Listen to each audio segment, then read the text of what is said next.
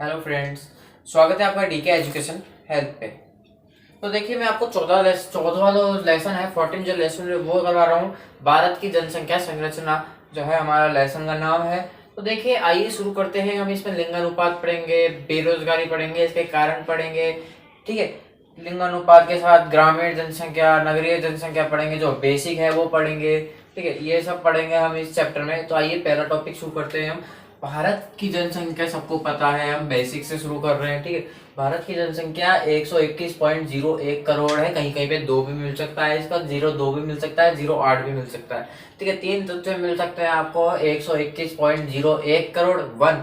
ठीक है, 121.01 करोड़ बोल रहा हूं मैं। ठीक है, अगर आपको कहीं कहीं पे वन की जगह 2 मिल सकता है, यहाँ पे 02 मिल सकता है लास्ट में, पॉइंट के बाद 08 मिल सकता है। तो पॉइंट के बाद संख्या को नहीं देखना है। ठीक है, पॉइंट के बाद संख्या को नहीं देखना है। अगर मैं आगे करूंगा, आगे की साइड लिखूंगा जनसंख्या पूरी, तो ये इतनी ही जनसंख्या लिखते हुए आएगी, लेकिन 01 ही आएगा इसके आगे। ठीक है, ये शुरू करते हैं हम। देखिए, भारत की जो ग्रामीण क्षेत्र और नगरीय क्षेत्र की बात कर रहा हूं मैं। भारत में देखिए 121.1 करोड़ की जनसंख्या रहती है। 121.01 करोड़ की जनसंख्या निवास करती है। अब इसको मैं परसेंटेज में 100 मान लूंगा।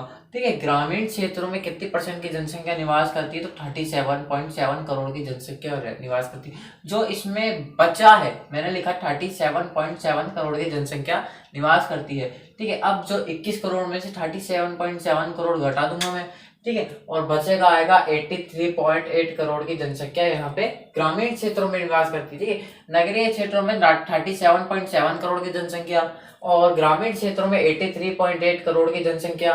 ठीक है, अब देखिए, अगर मैं इसे परसेंटेज में लिखूंगा दोनों को जोड़ के, तो वो एक 100 में हो जाएगा, 100% हो जाएगा। तो सिर्फ आपको इसमें भी एक ही क्या है, एक ही खाली इसके जो ये जो आंकड़े हैं वो याद करने। जैसे नगरीय क्षेत्र का आंकड़ा आपने करोड़ में याद कर लिया, तो 121.01 करोड़ से इसका ये नगरीय जनसंख्या से, ठीक है, 121.01 करोड़ को देख लीजिएगा। जो इसमें घटा के देख लीजिएगा, 121 करोड़ में से 37.7 करोड़ की जनसंख्या, और जो बचेगी वो ग्रामीण क्षेत्र होगी। ठीक है, नगरीय क्षेत्र का अगर मैं परसेंटेज निकालू तो हर परसेंटेज अपने हिसाब से 100 होता है। इसको मैंने 100 मान लिया। 100% में मैंने निकाला तो 31.2% की क्या रहती है जनसंख्या नगरीय में रहती है। अगर मैं बात कर रहा हूँ 31.2%, तो बाकी बचा हुआ जितना भी होगा वो इसमें आ जाएगा। कितना आएगा?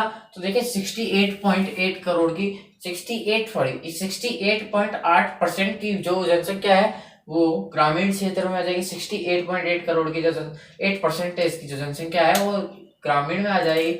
अब देखिए, ग्रामीण में आ जाएगी तो गांव सबसे ज्यादा कहाँ पाए जाते हैं? तो गांव पाए जाते हैं यूपी में, परंतु जनसंख्या नहीं पाई जाती है ग्रामीण में।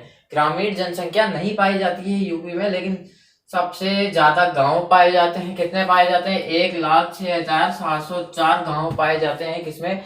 यूपी में सबसे ज्यादा गांव है। कितने हैं गांव? 1,06,704 गांव है इस पे यूपी में। अब देखिए, तमिलनाडु की बात करो तो नगर कहाँ पे सबसे ज्यादा? नगर सबसे ज्यादा तमिलनाडु में है। तमिलनाडु में 704 नगर है। 704 नगर है। अगर मैं बात करूं ग्रामीण जनसंख्या, देखिए अब ये बहुत अच्छे से समझाऊं आपको, तो यूपी में सिर्फ गांव है, जनसंख्या ज्यादा नहीं है ग्रामीण वाली। ठीक है, लेकिन अगर मैं बात करूं ग्रामीण जनसंख्या कहाँ ज्यादा है, तो ये है एचपी, मतलब हिमाचल प्रदेश में सबसे ज्यादा क्या है जनसंख्या निवास करती है। एचपी 89.8% की जनसंख्या, परसेंटेज में बता रहा हूँ, 89.8 करोड़ 8% की जो जनसंख्या है वो ग्रामीण है। ठीक है, ग्रामीण है हिमाचल प्रदेश में। और अगर मैं नगरीय जनसंख्या की बात करूं तो नगरीय जनसंख्या एक तो गोवा और मिजोरम में सबसे ज्यादा पाई जाती है। नगर में जो नगर है, नगरीय जनसंख्या जो है वो गोवा और मिजोरम में पाई जाती है सर्वाधिक। तो गोवा में देखिए 62.2% की क्या जनसंख्या पाई जाती है, नगरीय जनसंख्या 62.2% की जनसंख्या पाई जाती है नगर में। और मिजोरम की बात करें तो 51.51% की, देखिए ये तो याद ही हो गया, 51.51% की जनसंख्या निवास करती है। अब देखिए, अगर आप बात करें भारत में, कुल भारत में कितने गांव है? ठीक है, कुल भारत में कितने गांव है? तो 6,40,000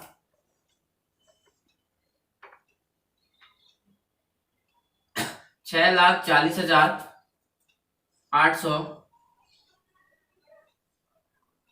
सड़सठ, ठीक है।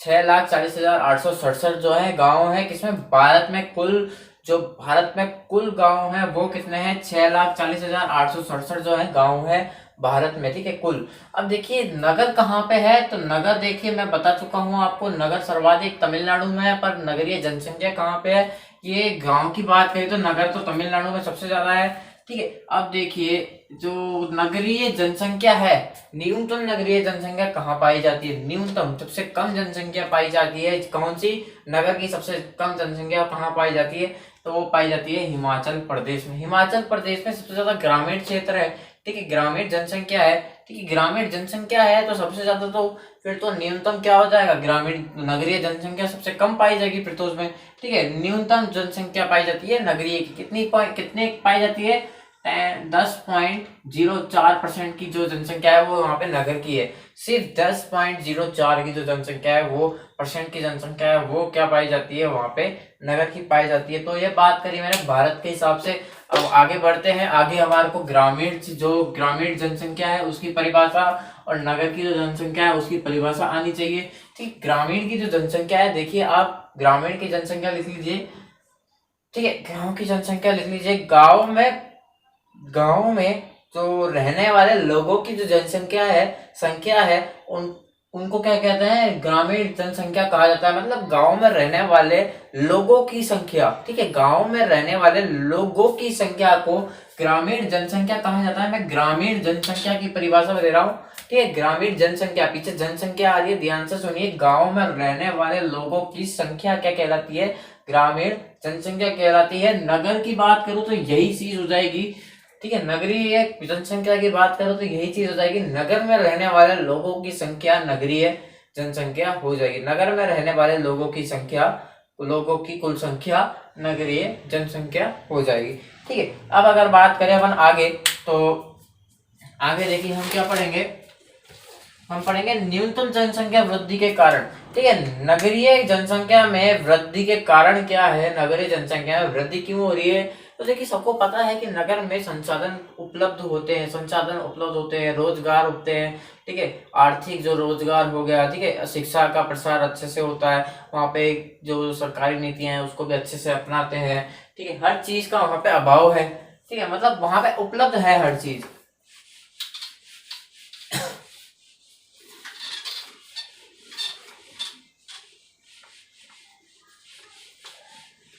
नगरीय जनसंख्या के वृद्धि के कारण, देखिए यहाँ पे लिखा होगा नगरीय जनसंख्या वृद्धि के कारण,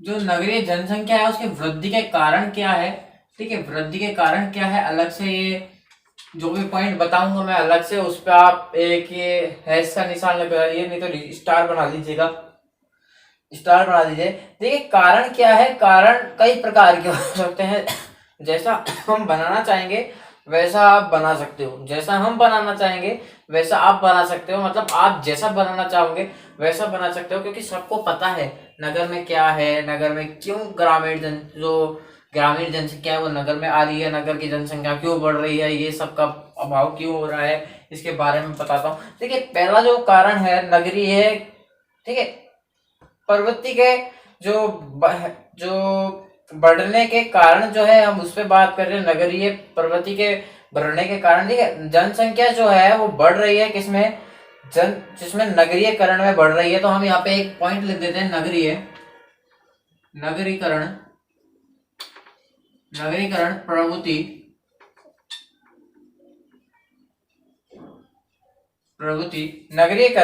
प्रवृत्ति में, ठीक है, प्रवृत्ति के बढ़ने के कारण,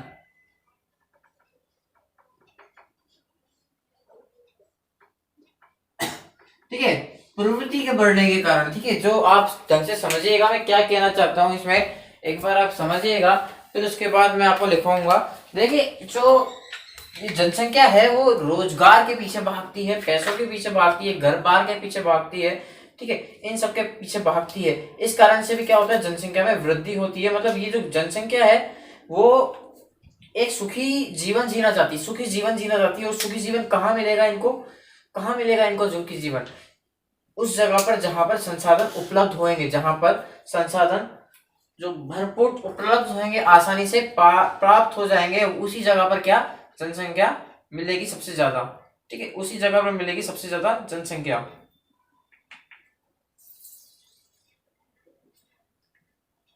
आसो साहब के सब हाथ छोड़ रहे हैं, क्या बात है, साथ छोड़ रहे हैं सब के सब। तो देखिए इसके जो कारण है वो बताता हूं मैं आपको। देखिए ग्रामीण जो क्षेत्र होते हैं उसमें रोजगार की कमी होती है, पहला कारण तो यही हो जाएगा। जो ग्रामीण क्षेत्र होते हैं उसमें रोजगार की कमी होती है।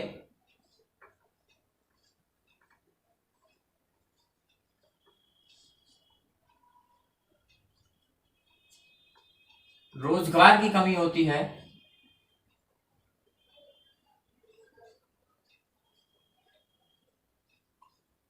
देखिए अब जो ग्रामीण क्षेत्र है उसमें क्या पाया जाता है, रोजगार की कमी। मतलब का जो उद्योग है उसके धंधे जो है उसमें कमी पाई जाती है, इसमें उसमें कमी पाई जाती है, उद्योगों में कमी पाई जाती है। मतलब जो यहाँ के जो कार्य है, मतलब जो उद्योग है, रोजगार है, उसमें कमी पाई जाती है। कहाँ पे, ग्रामीण क्षेत्रों में उद्योग की कमी आ जाती है। क्यों? क्योंकि वहाँ पे जनसंख्या ही नहीं है, तो क्या करेंगे उद्योग करके, कौन खरीदेगा? वहाँ पे पैसे वाले है ही नहीं, रहते ही नहीं है, तो अपन उद्योग लगाएंगे तो भी वो कौन लेगा? ठीक है, वहाँ पर कृषि भी होती है, उसमें भी जो बेरोजगारी है वो छुपी हुई होती है, कृषि में भी बेरोजगारी छुपी हुई होती है वहाँ पे। ठीक है, कृषि में भी क्या बेरोजगारी छुपी हुई होती है यहाँ पे। ठीक है, अब देखिए दूसरा पॉइंट है, गाँव की अपेक्षा नगरों में अधिक जो सुविधाएं पाई जाती है, गाँव की अपेक्षा, गाँव की अपेक्षा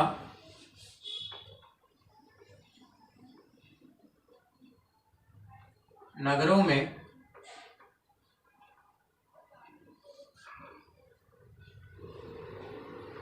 गांव की अपेक्षा नगरों में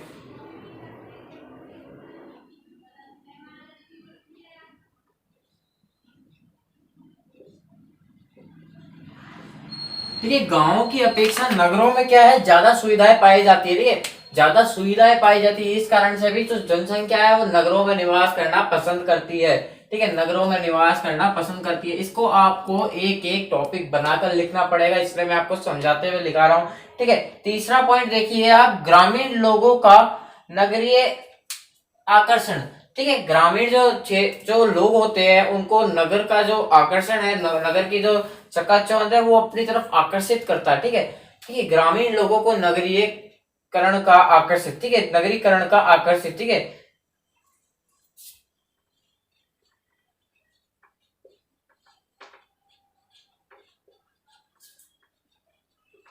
ग्रामीण लोगों को नगरीय आकर्षण।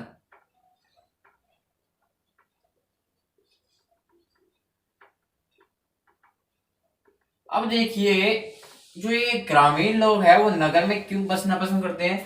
ठीक है, गाँव में सुविधाएं नहीं होती है हर प्रकार की, नगरों में हर चीज होती है। कई ऐसी फिल्में होती है जहाँ पे नगरों में जो अच्छी सुविधाएं दिखाई जाती है, अच्छे रोजगार दिखाए जाते हैं, पैसे दिखाए जाते हैं, हर चीज दिखाई जाती है। उसको देख के भी गाँव के जो लोग हैं वो नगरों में आना पसंद करते हैं। ठीक है, कई ऐसी चीज होती है जिस कारण से भी क्या होता है, नगरों में जो जनसंख्या है वो निवास करना चाहती है। ठीक है, अच्छी सुविधा कौन नहीं चाहता, अच्छी सुविधा कौन नहीं चाहता। आजकल तो भाई गाँव के लोग भी अमीर हो गए हैं, गाँव नगरों में आके वो भी अमीर हो गए हैं। ठीक है, बेरोजगारी लेकिन नगरों में भी ज्यादा पाई जाती है, क्योंकि आते हैं कुछ काम नहीं मिलता तो वो भी भीख मांगने लग जाते हैं, कुछ सड़क का काम ढूंढ लेते हैं। ठीक है, ये कारण भी है बेरोजगारी आने का। ठीक है, अब देखिए चौथा कारण है वो देखिए, शिक्षा का प्रसार, शिक्षा का प्रसार।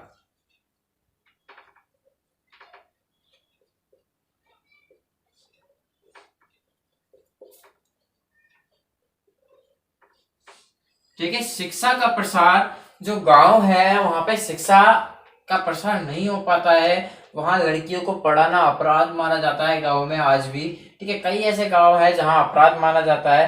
ठीक है, मैं सबके लिए नहीं बोल रहा हूँ, अगर कोई गांव में रहता तो बुरा मत मानिएगा, लेकिन हर गांव की बात नहीं कर रहा। कोई ऐसे गांव होते हैं जहां पर जो शिक्षा का जो प्रसार है वो अच्छे से नहीं हो पाता है, वहाँ पे लड़के लड़कियों को पढ़ाया नहीं जाता, वहाँ पे जो लड़कियां हैं उनकी शादी कम उम्र में कर दी जाती है, इस कारण से भी वहाँ पे जनसंख्या का क्या है प्रभाव पड़ता है, इस कारण से भी नगरीय जनसंख्या जो है बढ़ रही है। ठीक है, अगर अपन पांचवा कारण देखें तो औद्योगिकीकरण। ठीक है, औद्योगिकीकरण।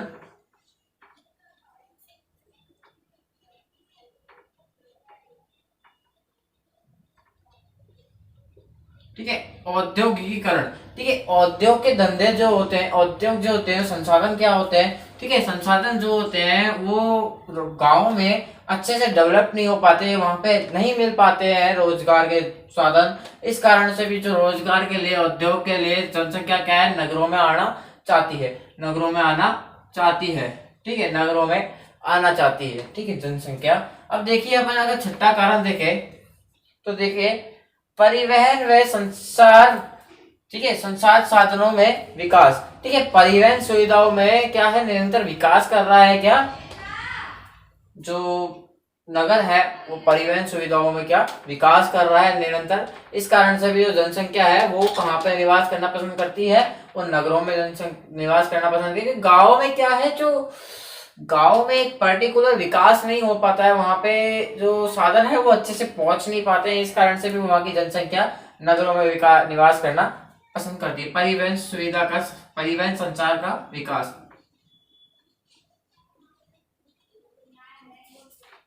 सुविधा संचार का विकास। ठीक है, हम मैं लिख क्यों रहा हूँ बताते बताते, मैं आपको पढ़ के ही बता देता। ठीक है, क्योंकि मेरे को अभी एक और चीज बतानी है आपको। ठीक है, इसके बाद देखिए इसके बाद है कृषि का आर्थिक क्या है लाभकारी ना होना, अधिक लाभकारी ना होना। तो देखिए यहाँ पे आ जाएगा कृषि का अधिक लाभकारी ना होना, कृषि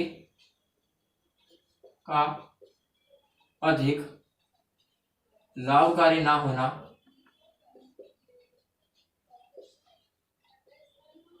ठीक है, आप देखते होंगे लोग कृषि करते हैं, तो कृषि के लोगों को देखते होंगे आप कि जो लोग हैं वो आज भी बेरोजगार हैं, उनके पास कुछ ही नहीं है, उनका एक दिन का खर्चा नहीं निकल पाता है कृषि से। ठीक है, एक दिन का खर्चा नहीं निकल पाता है कृषि से, क्योंकि आप देखते होंगे जो एक परिवार है वो कृषि करता है तो उसके सारे के सारे जने कुछ ना कुछ तो काम करते ही हैं, उसके घर के परिवार के लोग ही कृषि करते हैं, जिस कारण से उनको पैसा आता है, नहीं तो एक जना ही कृषि करे तो कुछ नहीं होने वाला है उसके घर का। ठीक है, ये चीज भी है, मतलब छुपी हुई बेरोजगारी है कृषि के अंदर। ठीक है, अगर अपन लास्ट लास्ट देखें तो लघु व कुटिल कुटीर उद्योगों की जो समस्या है उसके कारण भी क्या है, तो जनसंख्या है वो निवास करती है कहाँ नगरों में।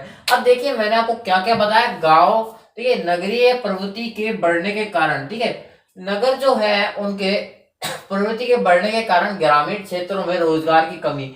ठीक है, पहला पॉइंट है ग्रामीण क्षेत्रों में क्या आ रहा है, क्या आ रही है, रोजगार की कमी आ रही है ग्रामीण क्षेत्रों में, इस कारण से भी क्या जो ग्रामीण जो जनसंख्या है वो नगरों में निवास करना चाहती है। ठीक है, गांवों के अपेक्षा नगरों में सुविधाएं ज्यादा पाई जाती है, इस कारण से भी क्या गांव की जनसंख्या नगरों में निवास करना चाहती है। ग्रामीण लोगों की नगरीय आकर्षण, ग्रामीण लोग जो होते हैं वो नगरीय आकर्षण के पीछे पागल हो जाते हैं। ठीक है, उसके पीछे भी क्या है नगरों की जनसंख्या बढ़ रही है। शिक्षा का प्रसार, शिक्षा आसानी अच्छी नहीं मिल पाती है गांव में, इस कारण लोग क्या होते हैं वो आते हैं शिक्षा करने के लिए, कहाँ लेने के लिए नगरों में। ठीक है, औद्योगिक के कारण शिक्षा लेने आते हैं तो वहां पे देखते हैं हाँ भाई यहाँ पे धंधे ज्यादा है, तो वहां पे उद्योग का धंधा भी खोल लेते हैं। ठीक है, परिवहन सुविधा का संचारण। ठीक है, परिवहन संचार का जो विकास है वो वहां पे नगरों में आसानी से मिल जाता है, आसानी से विकास हो रहा है उसका, तो देखते हैं वो लोग कि हाँ यहाँ पे विकास हो रहा है तो हम गांव को छोड़ के यहाँ पे आ जाते हैं। ठीक है, कृषि का आर्थिक लाभकारी ना होना, अधिक लाभकारी ना होना, कृषि अधिक लाभकारी नहीं हो, ये पूरा परिवार लगता है तब जाके इनको पैसा मिलता है, नहीं तो नहीं मिलता। ठीक है, कुटिल और जो लघु कुटिल कुटीर जो उद्योग है वो गांव में बिल्कुल खत्म से हो गए, उस कारण से भी क्या हो रहा है गांव की जनसंख्या नगरों में आ रही है। अब देखिए ये तो क्या नगरीय जनसंख्या की वृद्धि के कारण। अब हम अगर बात करें तो आपके चैप्टर में से एक पॉइंट आ सकता है कि हाँ इसको अगर उल्टा कर दें तो देखिए नगरों की अपेक्षा गांवों में जनसंख्या बढ़ाने के लिए हम क्या कारण अपनाएंगे, क्या अपनाएंगे जिस कारण से गांव की जो जनसंख्या है वो बढ़ने लग जाए? तो यही ले लेंगे हम, ठीक है। ग्रामीण क्षेत्रों में रोजगार की कमी है तो हम यहाँ पे ले लेंगे ग्रामीण क्षेत्रों में रोजगार के धंधे, ठीक है। ये क्या है, विकास करना चाहिए, लगाने चाहिए, रोजगार के धंधे लगाने चाहिए, जिस कारण से जो ग्रामीण क्षेत्र है उसकी जनसंख्या बढ़े तो बढ़े, लेकिन गांव में ही रहे, बाहर ना जाए, नगरों में ना जाए, तो यहाँ की जनसंख्या बढ़ेगी, ठीक है। गांव के अपेक्षा नगरों में क्या है, सुविधाएं ज्यादा है, तो हमें क्या करना चाहिए, गांव में अन्य प्रकार की सुविधाओं का क्या, सुविधाएं लगानी चाहिए, जैसे परिवहन सुविधा हो गया, सेवा सुविधा हो गई, ठीक है, ये सब लगाना चाहिए। गांव प्राथमिकता पर आधारित है, लेकिन नगर तृतीय तृतीय चतुर्थक पर आधारित होता है, ठीक है। अब देखिए गांव के लोगों का नगरीय आकर्षण, हमें क्या करना चाहिए, गांव में अन्य प्रकार की सामग्री मतलब अन्य प्रकार के जैसे कार्य करने चाहिए, जिस कारण से जो जनसंख्या है, नगरीय जनसंख्या है, वो गांव में खींची चली आए, ठीक है। शिक्षा का प्रसार हमें गांव में शिक्षा अधिक करवानी चाहिए, ज्यादा प्रसार करना चाहिए शिक्षा का गांव में, जिस कारण से उनको समझ आए कि हाँ जो गांव में रहना सही है। औद्योगिकरण, तो हमें गांव में उद्योगों के जो विकास है उस पर ध्यान देना चाहिए, उद्योग के धंधे लगाने चाहिए गांव में। परिवहन जो संचार है उसका सुविधा है, उसका जो है विकास, हमें परिवहन सुविधा भी चालू करनी चाहिए गाँव में, ठीक है। ये भी बड़ा लाभकारक है गाँव में वापिस लाने के लिए। कृषि का आर्थिक लाभकारी नहीं होना, अधिक लाभकारी नहीं होना, लेकिन हमें क्या करना चाहिए, जनसंख्या बढ़ानी चाहिए, उसमें प्रोत्साहन देना चाहिए कि हाँ भाई, हाँ यहाँ की कृषि देखो, यहाँ का ये देखो, क्षेत्रफल देखो, यहाँ पे क्या है, अधिक से अधिक जमीन जो है कृषि करने के लिए उपलब्ध है, तो इस कारण से भी हमें यहाँ पे प्रोत्साहन देना चाहिए कि हाँ यहाँ पे आओ, कृषि करो, है ना, ठीक है। इसके ये भी एक लाभकारी जो है कारण बन सकता है, ठीक है। लघु जो कुटिल जो संसाधन है, आर्थिक कारक है, उसको हमें वापिस से जो गांव है उसमें अपन को लाना पड़ेगा, उसमें लगाने पड़ेंगे, आर्थिक रोजगार के कारण जो है हमें वहां पर लगाने पड़ेंगे, इस कारण से जनसंख्या बढ़ेगी वहां की। तो ये देखते हैं आगे क्या करना है अपन को। आगे अपन लिंग अनुपात पे बात करेंगे।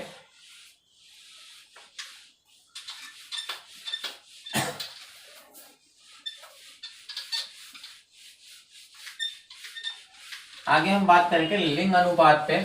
उससे पहले से मैं बता दूं यहाँ पे आपको,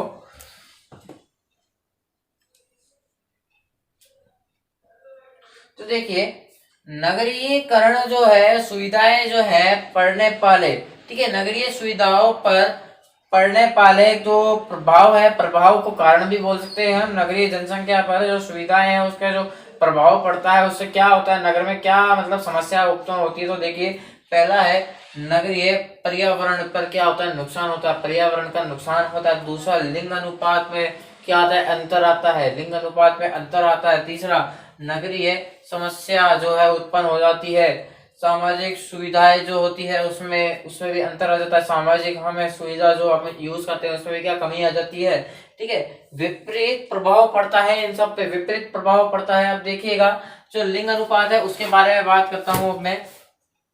लिंग अनुपात के बारे में बात करता हूं मैं अब। लिंग अनुपात मतलब जनगणना जब 10 वर्ष में क्या होती है, जनगणना होती है, ठीक है।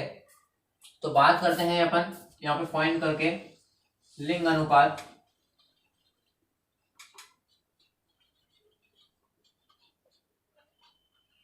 लिंग अनुपात पर बात करते हैं, यहाँ पे मैं लिख देता हूं जनगणना।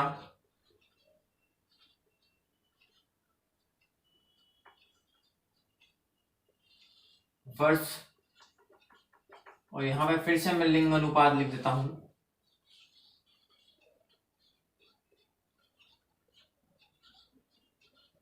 यहाँ पे सबको दिख रहा होगा आसानी से, ठीक है। लिंग अनुपात जनगणना जो है, जनगणना 10 वर्ष में होती है, वर्ष लिख दिया, लिंग अनुपात लिख दिया। तो पहले बता दूं कि लिंग अनुपात के स्तर पर कहाँ सबसे ज्यादा लिंग अनुपात पाया जाता है, कहाँ न्यूनतम पाया जाता है। तो देखिए जो केरल है वहां पे सबसे ज्यादा लिंग अनुपात पाया जाता है, 1800 के करीब पाया जाता है, ठीक है। 1080 के आसपास पाया जाता है केरल में। दूसरा है हरियाणा, तो वहां पे 877 स्त्रियां पाई जाती है, अभी भी 1000 पुरुषों के पीछे। अब देखिए वर्ष के हिसाब से जो जनगणना हुई है उसके बारे में बता देता हूँ, ये मैं बताऊंगा आपको वापिस से बताऊंगा। ये केरल में सर्वाधिक लिंग अनुपात पाया जाता है, मतलब सर्वाधिक लिंग अनुपात मतलब स्त्रियों की संख्या ज्यादा पाई जाती है।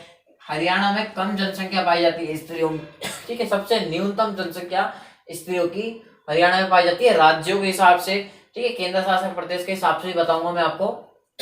तो देखिए जो जनगणना है वो 1901 में हुई, 1951 में हुई, 1900 जो मैं बीच का एक डिफरेंस छोड़ दूंगा 81 का, 91 में हुई, 2001 में हुई, 2011 में हुई, ठीक है। 1901 के हिसाब से जनगणना हुई थी, उसकी जो संख्या है वो है अपनी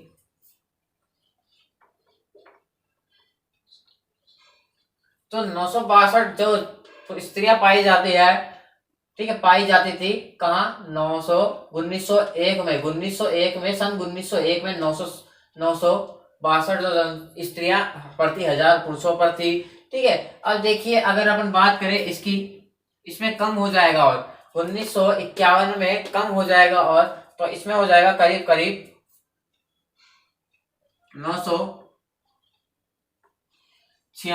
946 स्त्रियां हो जाएगा 1951 में, 946 स्त्री हो जाएगी। भारत के बारे में बता रहा हूं मैं, भारत में 1901 में जो है 972, ठीक है, प्रति हजार पुरुषों पर स्त्रियां पाई जाती थी, ठीक है। 1951 में 946 स्त्रियां प्रति हजार पुरुषों पर पाई जाती है, ठीक है। अगर मैं 1991 की बात करूं तो इसमें पाया जाता है 927 महिला जो है प्रति हजार पुरुषों पर पाई जाती है। अगर मैं 2001 की बात करूं तो इसमें क्या बढ़ना शुरू हो चुकी है, इससे क्या 2001 में क्या होगा, बढ़ना शुरू हो गई स्त्रियों को, ठीक है, स्त्रियां बढ़ना शुरू हो गई तो 933 प्रति हजार पुरुषों पर पाई जाने लगी। फिर अगर मैं देखूं तो 911 में फिर बढ़ गई, 940 हो गई, 940 हो गई, ठीक है। 2011 में 940 हो गई स्त्रियों की संख्या, मतलब 60 और बाकी है बस, है ना। और अगर मैं 2011 के अनुसार नहीं 2013 के अनुसार बात करूं तो इसमें हो जाएगा 943 हो जाएगा। फाइनल डाटा है 943, ठीक है, फाइनल डाटा है, फाइनल डाटा हमारे को देखने नहीं है, बस जिसको जो अभी कंपटीशन के तौर पर काम जो कार्य कर रहा है उसको देखने की जरूरत है, ठीक है। 943 फाइनल डाटा की तरफ से, ठीक है, क्योंकि उसके तो फाइनल डाटा आएंगे, अपने तो क्या आएंगे एग्जाम में प्रोविजनल डाटा आएंगे, क्योंकि अभी जो ये चैप्टर पढ़ रहे हैं प्रोविजनल के आधार पर पढ़ रहे हैं हम लोग, ठीक है। आर्थिक लिंग अनुपात, अधिक लिंग अनुपात वाले राज्य और केंद्र शासित प्रदेशों की बात करते हैं। अधिक लिंग अनुपात वाले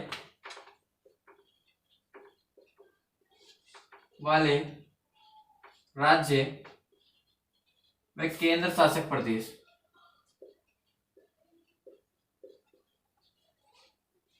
ठीक है। अधिक लिंग अनुपात कहाँ पाया गया, पहले मैंने बताया केरल राज्य, तो मैंने पहले लिख लिया था 2011 के अनुसार केरल, ठीक है। कितने पाए जाते हैं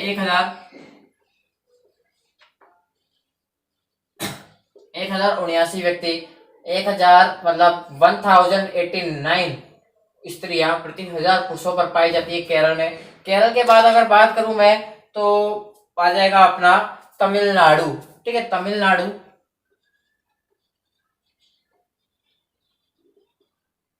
तमिलनाडु की बात करूं तो 997 997 स्त्रियां, 997 स्त्रियां प्रति हजार पुरुषों पर पाई जाती है तमिलनाडु में। तमिलनाडु की बात करूं तीसरा में तो तीसरा देखिए अपना आ जाएगा आंध्र प्रदेश,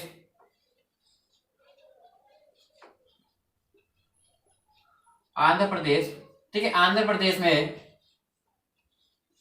992 स्त्रियां, 992 स्त्रियां, ठीक है, 992 स्त्रियां प्रति हजार पुरुषों पर, ठीक है, आंध्र प्रदेश हो गया। अब अगर केंद्र शासित प्रदेश की बात करें तो इसमें देखिए अपन दो केंद्र शासित प्रदेशों के बारे में पढ़ते हैं अपन, ठीक है, दो तीन हो गए, दो केंद्र शासित के बारे में पढ़ेंगे, एक तो पांडुचेरी और लक्षद्वीप, ठीक है। पांडुचेरी के हिसाब से देखिए 1031, ठीक है,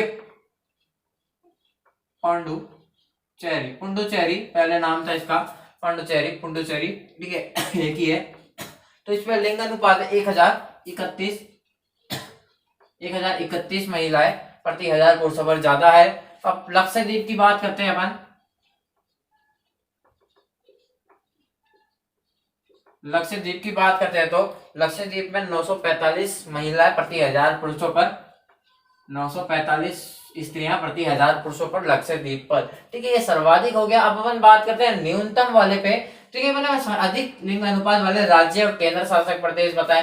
पहला आया केरल, फिर आया क्या अपना तमिलनाडु, फिर आया आंध्र प्रदेश। केरल में है 1089 स्त्रियां जो है महिलाएं हैं, वो जो है फीमेल है, वो पुरुषों के ऊपर पाई जाती है। 1089 जो अपनी फीमेल्स है वो पुरुषों के ऊपर पाई जाती है। तमिलनाडु में बात करें तो 997 स्त्रियां प्रति 1000 पुरुषों पर। ठीक है, आंध्र प्रदेश की बात करें तो 992 प्रति 1000 पुरुषों के ऊपर।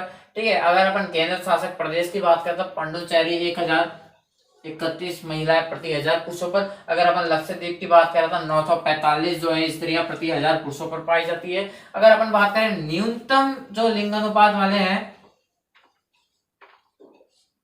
न्यूनतम लिंग अनुपात वाले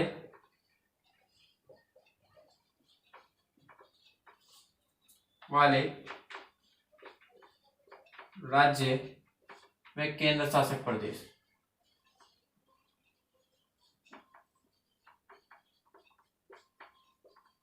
देखिएगा मैंने यहाँ पे लिखा है थोड़ा, न्यूनतम लिंग अनुपात वाले के जो राज्य हैं और केंद्र शासित प्रदेश है उन पर बात करते हैं। तो देखिए पहला जो राज्य है न्यूनतम, यहाँ पे लिख देता हूं मैं, न्यूनतम लिंग अनुपात, सबसे कम लिंग अनुपात वाले जो राज्य हैं उनके बारे में बता रहा हूं। पहला आएगा हरियाणा।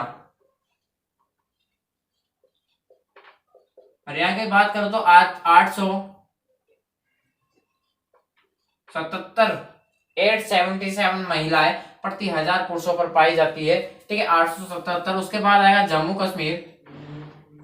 जम्मू एंड कश्मीर की बात करें तो 883 वो स्त्रियां हैं, 883 स्त्रियां वो प्रति 1000 पुरुषों पर पाई जाती है। ठीक है, इसके बाद बात करूं तो मैं आएगा तो सिक्किम आएगा। इसके बाद सिक्किम आएगा, तीसरा जो है सिक्किम की बात करें तो 889 जो हो गया, 879 स्त्रियां प्रति 1000 पुरुषों पर सिक्किम में। कौन कौन से, हरियाणा, जम्मू कश्मीर और सिक्किम सबसे न्यूनतम हो गए। केंद्र शासित प्रदेश की बात करें तो दादर नगर हवेली और दमन दीव हो जाएगा, किसमें गिरावट आई थी। ठीक है, तो किसमें गिरावट आई थी, पहले तो दमन द्वीप की बात करते हैं। दमन द्वीप की बात करते हैं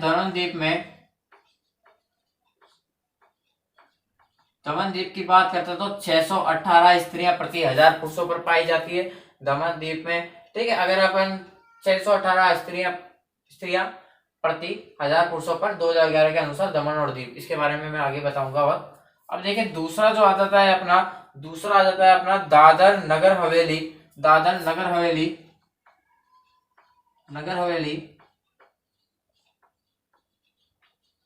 ठीक है, दादर नगर हवेली आ जाता है, जिसका जो एवरेज है वो है अपना 715 स्त्रियां प्रति 1000 पुरुषों पर पाई जाती है।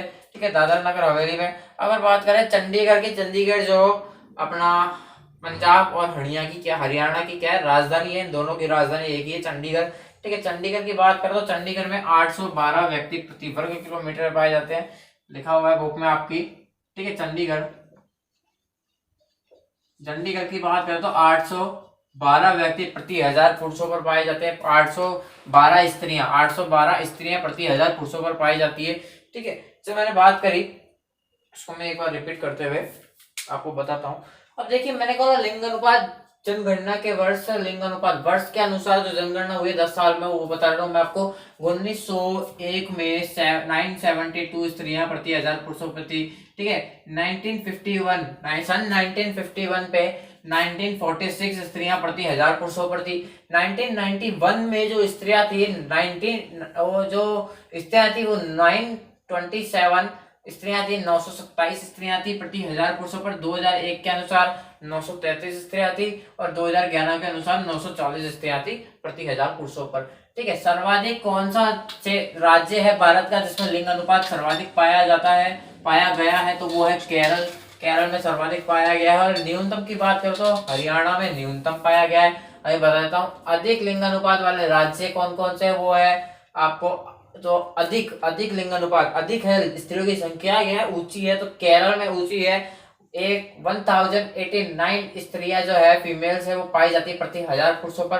तमिलनाडु पे 997 स्त्रियां जो है पाई जाती है। ठीक है, आंध्र प्रदेश में 992 स्त्रियां पाई जाती है। ठीक है, आंध्र प्रदेश में। केंद्र शासित प्रदेश की बात करें तो जहाँ पे सर्वाधिक जो है लिंग अनुपात पाया जाता है, पुडुचेरी जो है, पुडुचेरी में 1031 महिला 1031 महिला जो है प्रति 1000 पुरुषों पर पाई जाती है। लक्षद्वीप में 945 स्त्रियां प्रति 1000 पुरुषों पर पाई जाती है। अगर मैं न्यूनतम वाले पे बात करूं तो न्यूनतम पे देखिए, न्यूनतम में एक हरियाणा आ जाएगा जिसमें 877 महिलाएं प्रति 1000 पुरुषों पर पाई जाती है। अगर मैं बात करूं जम्मू कश्मीर के, जम्मू कश्मीर में देखिए न्यूनतम जो है 888, ठीक है 889 मतलब 800 88 87 88 79, ठीक है 879 स्त्रियां प्रति 1000 पुरुषों पर 889। ठीक है, अगर हम बात करें अब केंद्र शासित प्रदेश की, तो केंद्र शासित प्रदेश में देखिए जो केंद्र शासित प्रदेश है उसमें दादर नगर हवेली एवं दमन द्वीप में बात करूं तो 618 स्त्रियां प्रति 1000 पुरुषों पर। दादर नगर हवेली की बात करूं तो 715 स्त्रियां प्रति 1000 पुरुषों पर। पांडुचेरी की चंडीगढ़ की बात करूं तो 812 स्त्रियां प्रति 1000 पुरुषों पर। ठीक है,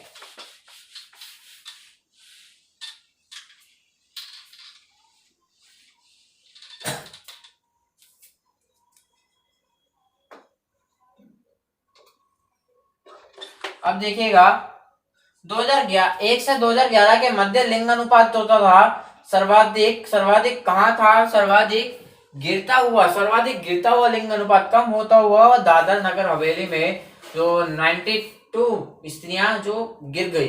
ठीक है, अब मैं बताऊं आपको 2001 के अनुसार दादर नगर हवेली की जो है दादर दमनदीप सॉरी जो गिरता हुआ लिंग अनुपात बताऊं तो दमनदीप जो है 2001 के अनुसार 714 स्त्रियां रखता था।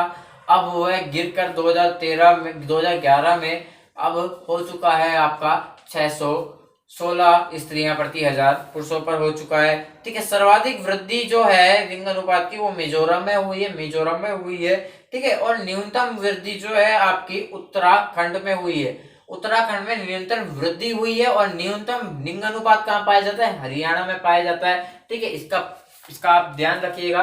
ठीक है, इसका आप ध्यान रखिएगा, ये आपका क्वेश्चन बन सकता है। अब देखिए आगे, देखिए लास्ट टॉपिक और बचा है हमारा, भारत में लिंग अनुपात कम होने के कारण, भारत में जो लिंग अनुपात है वो कम क्यों हो रहा है, इसका एक टॉपिक बना लेता हूं।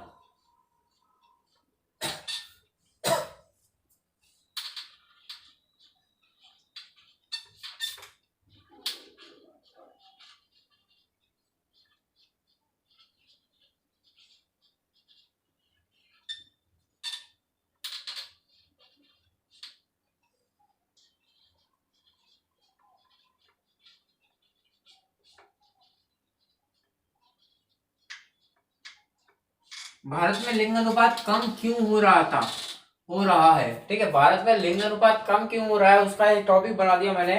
देखिए भारत में लिंग अनुपात पुत्र का जन्म जो होता है उसे प्राथमिकता दिया जाता है। कहीं कहीं पे ऐसा है, कहीं कहीं क्षेत्र ऐसे होते हैं जहां पुत्र को पहले चुना जाता है और स्त्रियों को बाद में चुना जाता है। मतलब हमारा जो वंश है वो कौन आगे बढ़ाएगा, पुत्र ही तो आगे बढ़ाएगा। ये सोच होती है लोगों की कि स्त्रियों को पढ़ाना बेकार बात है,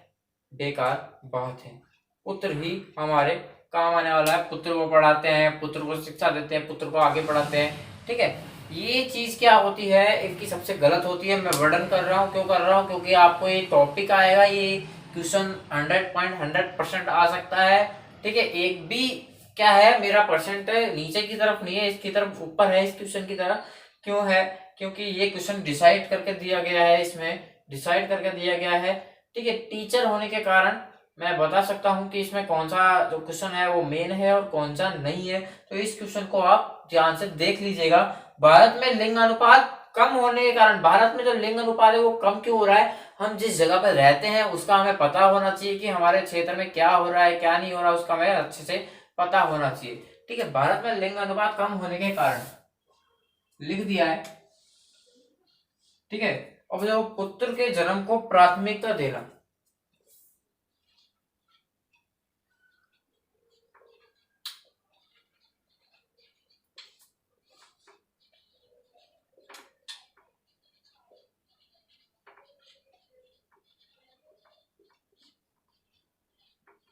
जो पुत्र है उसको प्राथमिकता दी जाती है पहले नंबर पर। क्यों?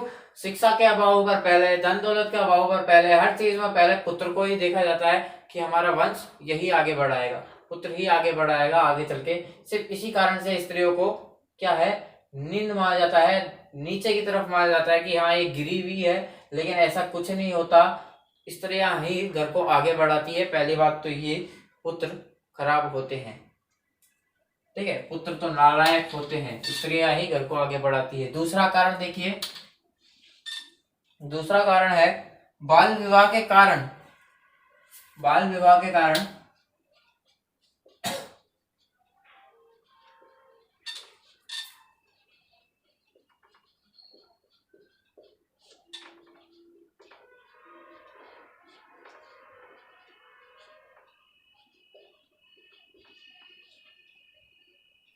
ठीक है, प्रसार काल में महिलाओं की वृद्धि।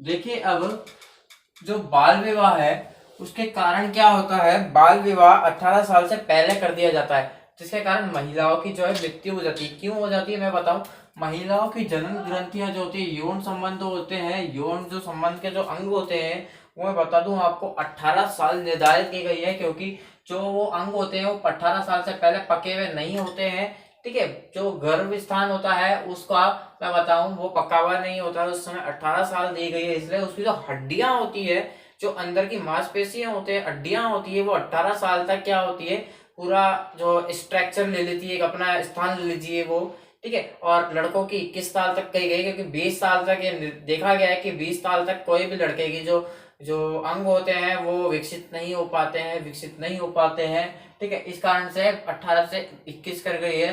फिर भी लोग जो है पहले करा देते हैं शादी, जिस कारण से क्या होती है, महिलाओं की क्या होती है, मृत्यु हो जाती है। वो इस दर्द को सहन नहीं कर पाती है, वो इस चीज को सहन नहीं कर पाती है, क्योंकि शिक्षा का प्रभाव नहीं है। यहाँ पे गाँव में आज भी यहाँ पे क्या होता है, जो बाल विवाह है वो कर दिया जाता है। अब अपने शब्दों में लिखा बना कर लिख सकते हो इसे, ठीक है, मैंने भी अपने शब्दों में बना के लिखा है यहाँ पे, ठीक है। तीसरा देखिए, महिलाओं की जो अधिक स्वतंत्रता,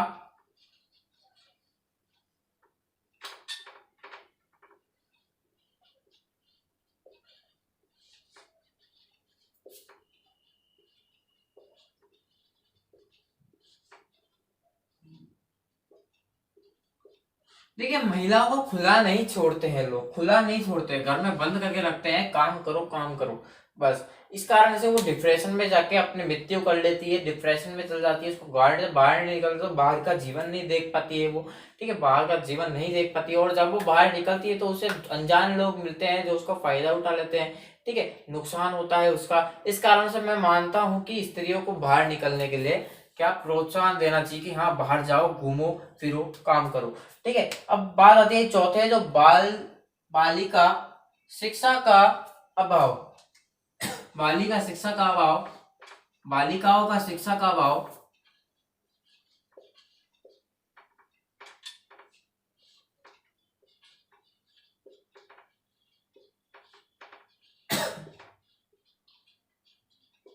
ठीक है। बालिका होती है जो उसको पढ़ाने के लिए खर्चा कहाँ से आएगा, पैसा कहाँ से आएगा, ये सोचते हैं लोग, बल्कि ऐसा नहीं होना चाहिए। बालिकाओं को पढ़ाना चाहिए, बालिकाओं को शिक्षा देनी चाहिए। लड़कियां ही सबसे पहले अपना नाम ऊंचा करती है, इसलिए लड़कियों को पढ़ाना जरूरी होता है, ठीक है, लड़कियों को पढ़ाना जरूर होता है। लेकिन ये लोग क्या करते हैं, लड़कियों को पढ़ाते नहीं है, लड़कियों को पढ़ाते नहीं है, ये लड़कियों को क्या करते हैं, बैठे रहो घर पे, काम करो, ये करो वो करो, शादी के बाद कौन सा तुम्हें कुछ काम आने वाला है, शिक्षा, ये सब बोलते हैं, ठीक है। इस कारण से भी यहाँ पे क्या है, कमी आती है, लड़कियों में कमी हो जाती है, ठीक है। बाल विवाह करा देते हैं, इनको कुछ समझ नहीं होती है, तो इस कारण से भी क्या होता है, इनमें कमी आ जाती है लड़कियों में। तो लिंग अनुपात में क्या अंतर आ जाता है, बहुत बड़ा अंतर आ जाता है इसके कारण, ठीक है। बढ़ता नगरीकरण, ये भी एक कारण हो सकता है। आप सोचेंगे बढ़ता नगरीकरण, क्या कारण हो सकता है, नगरीकरण बढ़ रहा है तो क्या कारण हो सकता है, नगरीकरण बढ़ रहा है तो इसमें इसका क्या काम है, ये सोच रहे होंगे आप।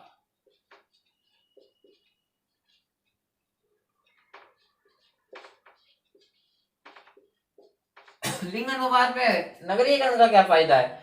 ठीक है, अब देखिए जो नगर है वहां पे सर्वाधिक जनसंख्या रहती है हमारी। ठीक है, सर्वाधिक जनसंख्या रहती है हमारी, ये समझ लीजिए कि नगर है तो वहां पर तो जनसंख्या है वो जाए जा रही है, जाए जा रही है, जाए जा रही है, नगरों में निवास करते जा रही है। आगे जाके ये होगा कि गाँव में सबसे कम हो जाएगी और नगरों में सबसे ज्यादा जनसंख्या रहने लग जाएगी। ठीक है, ये कारण भी हो सकता है हमारा आगे जाके, जिसके कारण जो लिंग अनुपात है वो कम आएगा। ठीक है, गाँवों में अधिकतर जो लिंग अनुपात है वो थोड़ा सही है, क्योंकि वहां की जनसंख्या कम है, कि वहां की जनसंख्या जो है गांव नगरों में जा रही है। ठीक है, लड़कियां रोजगार के लिए नगरों में जा रही है, लड़के रोजगार के लिए नगरों में जा रहे हैं, पढ़ने लिखने के लिए जा रहे हैं, इसलिए गाँव की जनसंख्या कम हो रही है लेकिन नगरीय की जनसंख्या बढ़ रही है। इसके कारण भी क्या लिंग अनुपात में क्या बड़ा अंतर आ रहा है। अब मैंने आपको लिखवाया, ये तो बोल के भी लिखा, बोल के ही बता सकता था। अब मैं बताऊं भारत में लिंग अनुपात कम होने के कारण है ये। ठीक है, लेकिन इसको नियंत्रित करने के कारण क्या लिखोगे? आप समझदार है, आप अपने हिसाब से भी लिख सकते हो, नहीं तो आप इन्हें ही लिख सकते हो। पुत्र को प्राथमिकता के अलावा ये देना चाहिए कि दोनों पुत्रों को, चाहे से स्त्री व पुरुष, दोनों को एक समान ही देखना चाहिए। पहला पहला आंसर ये बना दोगे आप इसमें। ठीक है, इसमें वर्तन लिख देना कि दोनों को एक समान देखना चाहिए, ना कि पुत्र को देखना चाहिए, जिससे कि पुत्र और पुत्री दोनों की दोनों शिक्षा ले सकते हैं, दोनों की दोनों ये समझ सके कि हाँ हम जीवन में किस तरह से रहना चाहते हैं। ठीक है, बाल विवाह के कारण, ठीक है, अब बाल विवाह नहीं करना चाहिए, हमें क्या करना चाहिए, 18 और 21 तक करनी चाहिए लड़कियों की और लड़कों की शादी। इसके भी बात करने की कोशिश करेंगे तो और भी अच्छा रहेगा।